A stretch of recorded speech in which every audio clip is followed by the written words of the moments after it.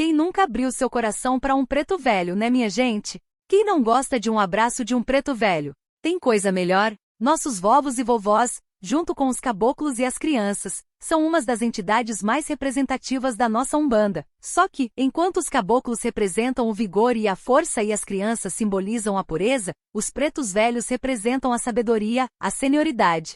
E quem não consegue perceber isso, não é? Os nossos vovós e vovós sempre têm um conselho, uma boa orientação para nos dar. Eles sempre têm uma palavra sábia, que nos faz refletir, por que não pensei nisso antes? Mas quem são os nossos vovós e vovós? Quem são os nossos pretos velhos? Ao me ouvir perguntar isso, talvez você esteja pensando, que pergunta boba. São espíritos de pretos e velhos, ex-escravos.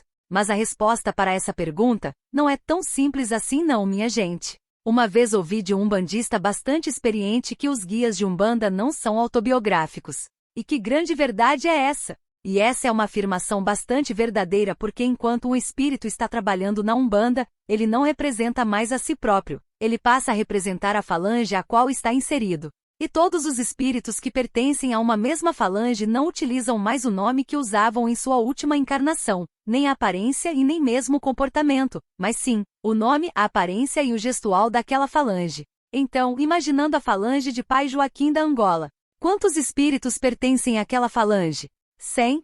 500? 1000? Não sabemos responder, mas o fato é que por estarem dentro daquela falange, enquanto estiverem trabalhando ali, todos aqueles espíritos usarão o nome de Pai Joaquim da Angola, se apresentarão aos médios videntes com a mesma aparência perispiritual, utilizarão o mesmo padrão de pontos riscados, embora possa haver diferenças, e se comportarão como todos os outros da mesma falange se comportam. E isso nos traz uma grande reflexão. Se o nome e a aparência daquele preto velho não tem nada a ver com o que ele foi em sua última encarnação, ou em qualquer de suas encarnações, e sim, tem a ver com a falange em que trabalha, então ele pode ter sido qualquer coisa em sua última encarnação e pode, mesmo, nunca nem ter sido escravo. Pode ter sido um médico, uma freira, uma dona de casa comum, ou até um ex-escravo. Mas isso terá sido mera coincidência. Ah, mas e aquelas histórias que a gente lê na internet? Aliás, é muito comum, né? A gente ver na internet pessoas perguntando, alguém sabe a história da vovó Catarina, da vovó Cambinda, do pai Joaquim? Para começar, se cada falange tem centenas de espíritos usando o mesmo nome, de qual vovó Catarina, vovó Cambinda ou pai Joaquim que estamos falando? Portanto, a primeira lição que a gente tira dessa reflexão é que a história de um não quer dizer que seja a história do outro de mesmo nome. Aliás, é bem improvável que seja. A segunda lição que tiramos dessa reflexão é que já que aquele espírito pode ter sido qualquer coisa em sua última encarnação e essas histórias que a gente vê por aí sempre remetem à escravidão, duas coisas podem estar acontecendo. A primeira é que de tanto alguém insistir em ter uma história para escutar aquele espírito, para não ferir a fé e o entendimento daquela pessoa, criou aquela história se colocando da forma como a pessoa o entende, como ex-escravo, e aproveitando a situação para ensinar alguma lição de moral, de resignação, de paciência, de superação, de perdão. Porque vocês imaginem se alguém insiste, querendo uma história de preto velho como essas e o preto velho fala assim, bom filho, eu nunca fui escravo, na minha última encarnação eu fui uma dona de casa comum, ou eu fui um padre, ou eu fui um marceneiro comum. Como ficaria o sentimento daquela pessoa que queria tanto escutar uma história bonita como essas que ouvimos por aí? Sua fé ficaria abalada.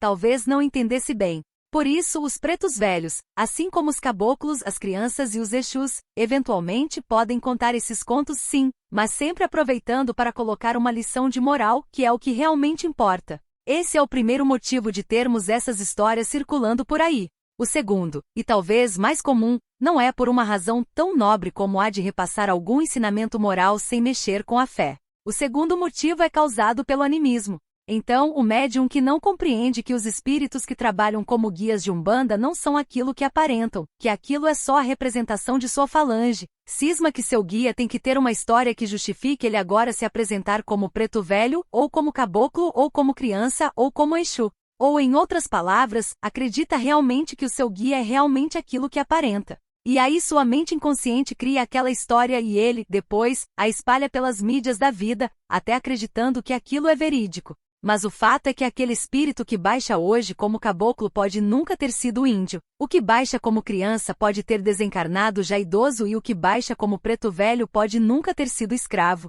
E é bom a gente falar de animismo, porque isso é uma coisa muito séria e muito comum. Afinal, não somos robôs. Nossa mente não é naturalmente passiva e no momento de um pouco mais de atividade, mesmo quando estivermos incorporados, ela pode se sobrepor à ação do guia e virmos a falar algo que não é tão verdadeiro assim. E um outro ponto que nosso animismo muitas vezes atrapalha é em relação ao nome do nosso guia. E no caso da nossa conversa de hoje, no nome do Preto Velho.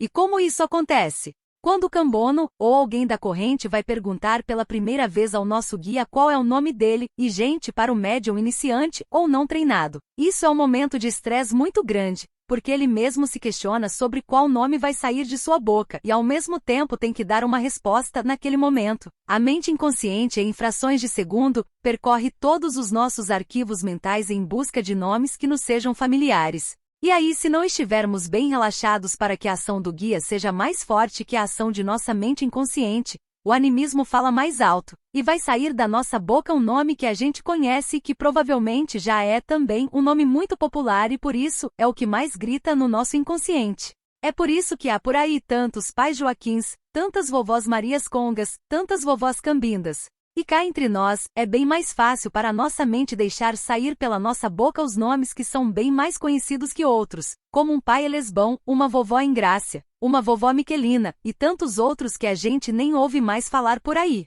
E o mesmo acontece com outros guias. Quantos Exus tranca-ruas existem no seu terreiro? Quantas caboclas Juremas e Mariazinhas da praia? E ainda em questão de nomes de pretos velhos, há uma outra coisa interessante que o animismo pode acarretar. Os pretos velhos, na personificação de suas falanges, representam os povos africanos que na diáspora para o Brasil foram escravizados. Então, é muito comum que nos próprios nomes dos pretos velhos haja já menção a alguma nação africana. Isso é muito fácil de ver quando ouvimos o nome de Pai Joaquim da Angola, por exemplo. Mas às vezes a nação já está no nome próprio e não percebemos e aí a nossa mente confunde tudo e cria nomes como Vovó Maria Conga da Angola. Se ela é Maria Conga, é porque seu nome faz alusão ao Congo. Mas ela é do Congo ou é da Angola? Seria algo semelhante a falar, eu sou carioca de São Paulo. Percebem? E aí, além desse exemplo, a gente vê vovó Cambinda, ou Cabinda da Guiné, ela é da nação Cabinda ou da Guiné. Rei Congo de Angola, pai Guiné do Congo e por aí vai. E essa questão do nome é uma questão muito importante, porque uma vez que tenha saído da boca do médium um nome desses, dificilmente o preto velho conseguirá corrigir depois.